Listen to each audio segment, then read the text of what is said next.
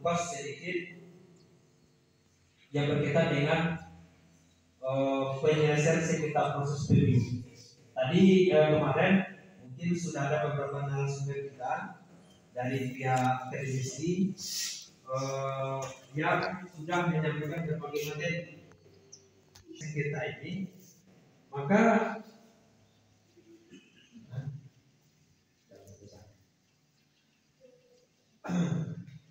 ada satu hal pemahaman yang harus kita pahami bersama. Apa beda pelanggaran dan sengketa? Itu yang harus pertama kita pahami. Kita mantapkan hal-hal yang seperti itu. Kalau pelanggaran itu terjadinya proses pelanggaran tersebut karena terlanggarnya tata cara tadi. Tata cara, terlanggarnya tata cara. Kalimat singkatnya seperti itu. Nah, kalau sengketa itu ada pihak yang dirugikan akibat dikeluarkannya keputusan KPU baik dalam bentuk keputusan ataupun dalam bentuk berita acara.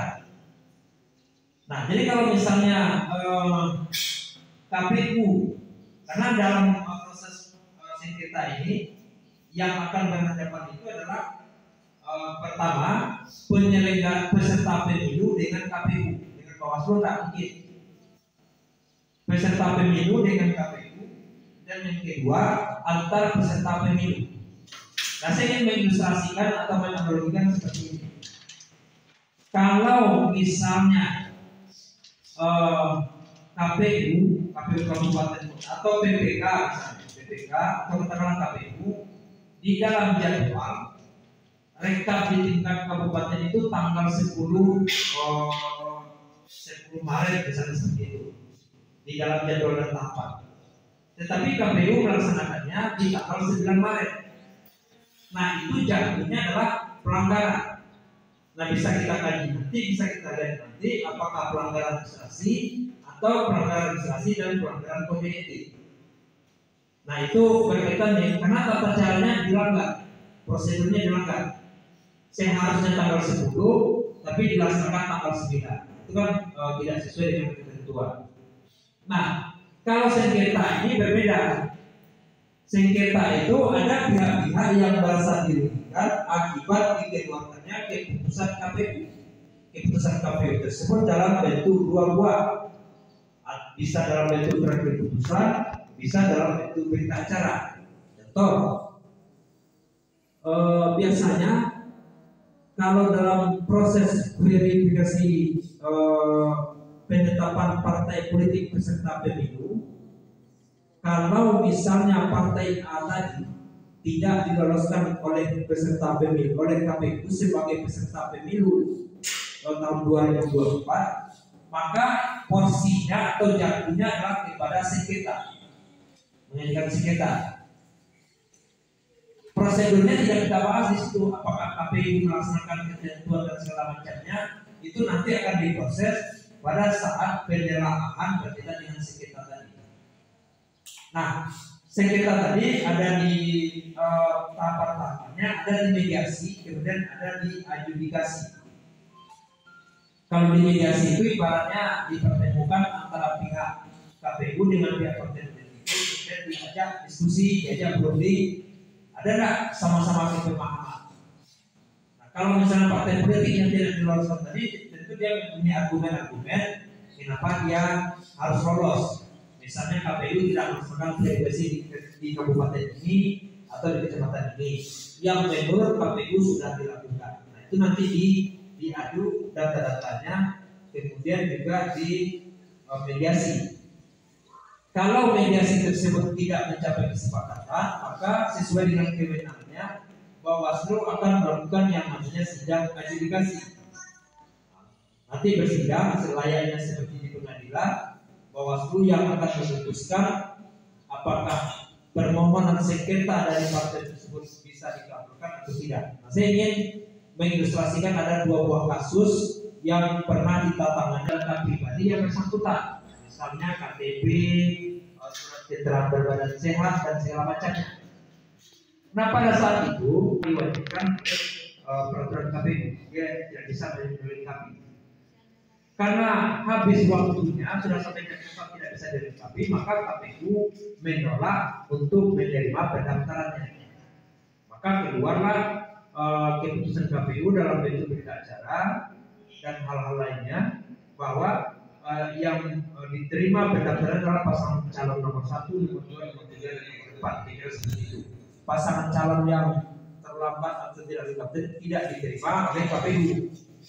Nah, karena tidak diterima oleh KPU, maka yang bersangkutan melaporkan kepada Bawaslu dalam bentuk dugaan pelanggaran pertamanya. Kita proses, kita kaji, ternyata KPU sudah betul, sudah benar dalam melaksanakan kegiatan tersebut. Maka di saat yang bersamaan mereka juga mengajukan sengketa. Jadi prosesnya pada saat itu, kawan-kawan, terjadi dualisme kepemimpinan dari partai politik tersebut.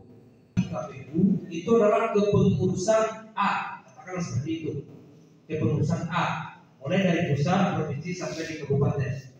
Sementara pasangan calon tersebut mengajukan syarat pencalonan untuk tingkat kabupatennya berdasarkan kepengurusan versi B.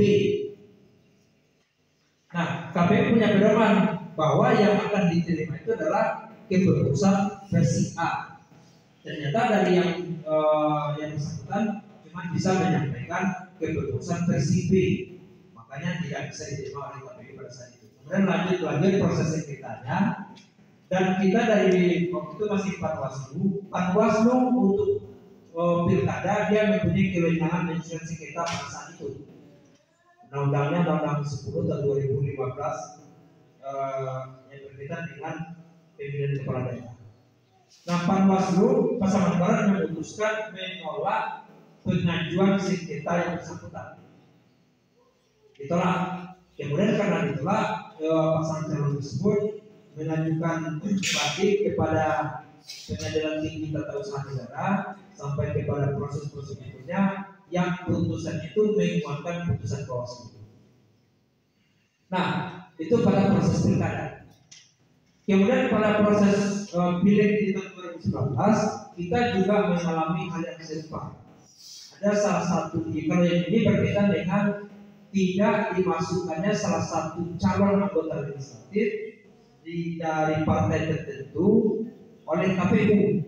Nah, jadi partai A tadi mengajukan calonnya 10 orang untuk katakanlah dapil 1. Dia mengajukan 10 orang calon.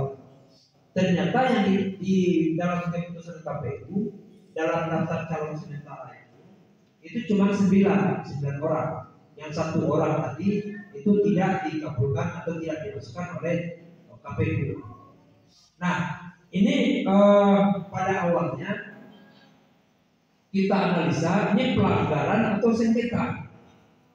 Yang menjadi subjek itu kalau misalnya pelanggaran tentu proses dan mekanismenya yang dilakukan. Tapi kalau sengketa itu objeknya adalah keputusan KPU ataupun berita acara KPU. Setelah dapat berita acara KPU oleh partai yang bersangkutan, dia mengajukan sengketa ke Bawaslu. Waktu itu sudah menjadi Bawaslu di tingkat kabupaten. Pertama kita mediasi, dan biasanya mediasi ini bisa mencapai kesepakatan dan ada yang tidak mencapai kesepakatan. Karena tidak tercapai kesepakatan, maka dilanjutkan dengan sidang adjudikasi. Berdasarkan fakta-fakta persidangan yang ada, bukti-bukti yang ada, maka Bawaslu berkeyakinan bahwa sengketa dari partai tersebut diterima. Sengketanya diterima. Artinya Bawaslu menyampaikan keputusan sengketanya meminta KPU untuk menerima berkas pencalonan dari caleg tersebut. Itu jadi ada 2 proses yang pernah kita lewati. Pertama berkaitan dengan pilkada kita tolak, kemudian yang kedua berkaitan dengan pencalonan kita terima. Nah, minimal poin ini yang menjadi bahan dan kita sekarang. Bagaimana cara melihat apa perbedaan antara sengketa dengan pelanggaran. Jadi kalau dia sengketa terutama ini berkaitan dengan sengketa proses ya. Kalau berkaitan dengan sengketa cepat itu biasanya dan kemungkinan akan jarang terjadi. Biasanya itu terjadi dalam perebutan tempat kampanye, terutama kampanye yang diperebutkan oleh antar partai A dengan partai B. Tapi kita di Pasar Barat belum punya pengalaman berkaitan dengan sengketa proses. Ini mungkin kawan-kawan semacam pembungkus kegiatan kita pada hari ini.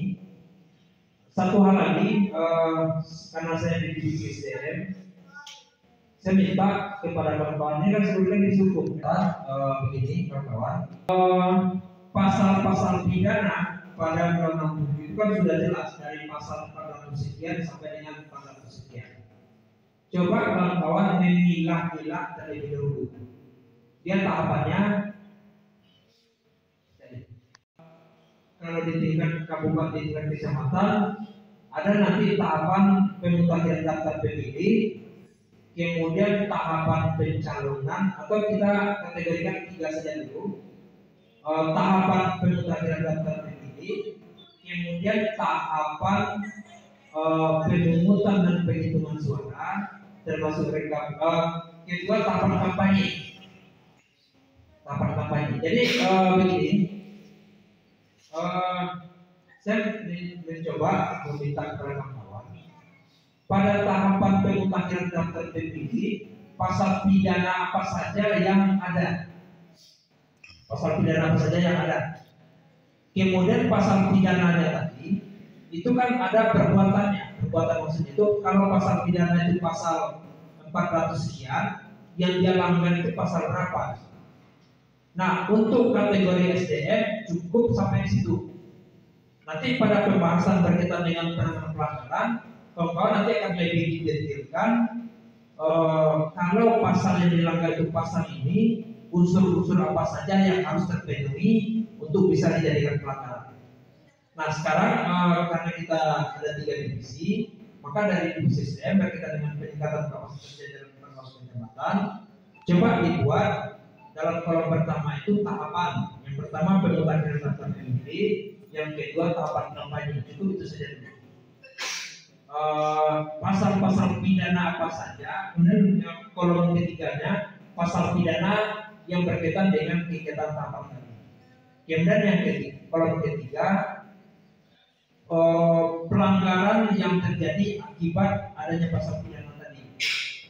Jadi di pasal pidana itu bunyinya setiap orang yang salah satu contohnya begini, setiap orang yang melanggar ketentuan sebagaimana dimaksud pada pasal sekian diancam dengan pidana penjara sekian bulan dan sekian denda sekian. Jadi kira ada yang belum paham dengan yang kita sampaikan sebentar ini.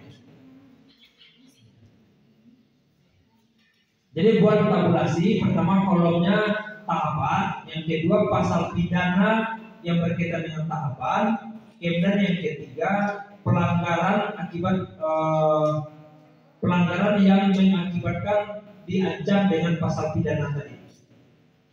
Nah, itu saya harap juga sudah mulai clear, terutama di tahapan pemutahiran daftar pemilih.